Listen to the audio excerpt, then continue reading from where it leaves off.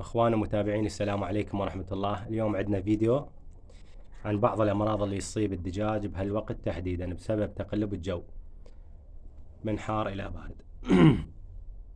الامراض اللي تصيب الدجاج بهالوقت هو نيوكاسل والتنفسية. نيوكاسل هاي الطريقة هسه، هاي اللي لاوي الرقبة مالتها، هاي مصابة نيوكاسل العصبي. وهذن الباقيات مصابات بالتنفسية. التنفسية يا اما تضرب العين او تضرب الجهاز التنفسي، يعني مجرى التنفس. هسه شوفوا العين مالتها وذيك، وهاي هم نفس الحالة. شوفوا الورم مالتها، بس يحتاج الى عناية شوية تنظيف. اكو منه يتشافى اذا احد عالجه، والقسم الباقي لا، يموت على الاغلب، يعني يشافى بس تظل العوق بالعين، العين تطفي بعد ما تشتغل. عندنا هاي الدجاجة هسه، هاي اللي رقبتها ملوية تاكل طبيعي، هاي مصابة بالنيوكاسل العصبي. احنا المفروض نلقح نيوكاسل العصبي قبل شهر او اكثر، يعني من يدخل تغيير الجو الدجاج ملقح وجاهز. احنا ما لقحنا، يعني لقحت قبل كم يوم عن طريق الرش. هذا عندنا المصاب عزلناه وجاي نعطيه علاجات. هو ياكل طبعا طبيعي، ما بيش هذا يشوفونه، بس يبقى هو مريض معاق. هاي هم تاكل نفس الحالة، المصابة بالجهاز العصبي نيوكاسل، بس هي شنو رقبتها ملوية. هذا شوفوا مثل ما تلاحظون هسه. طبعا هو الدجاج قسم منه ذا يبيض، شوفوا الوجه مالته احمر، دجاج بعده صغير بس انصاب بهذا المرض. عندنا ذاك الديك هذا عوق، يعني ولادي رجله ملتوية، فخليناه وبقى سبحان الله عايش، بس شوية يكبر نذبحه مال بقي. هذا الدجاج المصاب بالتنفسية، شوفوا الورمة اللي صايرة بالعين، والعين طافية اساسا.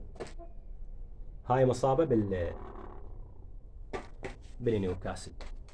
بس هذا هسه، هذا اللي رقبتها تلتوي، تصير بيها تجلطات بالرقبة، يعني خثرة بالدم. اذا احد يقدر يقلب الريش مالتها يلقاهن، يعني هنا اي بالرقبة هاي، يقدر يتشكهن بنيدل مال ابرة، يطلع الدم الفاسد من عندها، الله اعلم يعني تصحى. انا ما جربت هاي الحالة. عندنا هاي سبحان الله، شوف الورم، يعني العيون اثنيناتهن، عيونها اثنينهن مصابة بالتنفسية. هاي العين وهاي العين.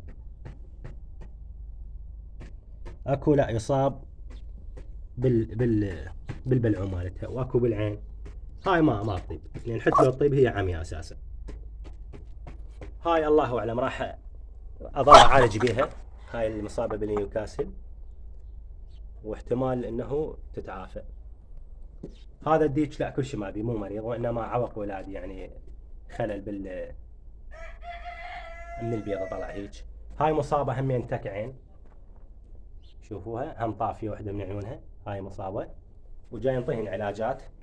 هو حتى علاج بشري يرحمونهن، مال التهابات، قطرة مال عين.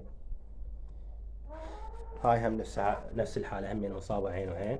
فانا راح اخليهن هنا، اذا تشافن وتعافن يعني تصير لنا تجربة. انا راح انطي علاج بشري، مو من بيطري.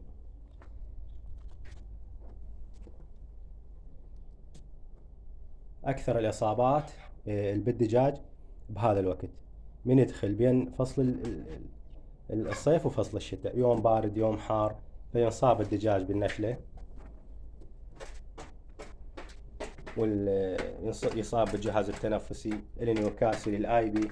هاي الامراض هسه شوفوا ذاك البركة الخطية، هاي الرقبة مالتها ملتوية، للعلم تاكل وتشرب طبيعي، بس هي هاي رقبتها ملتوية. شوفوا الحركة مالتها.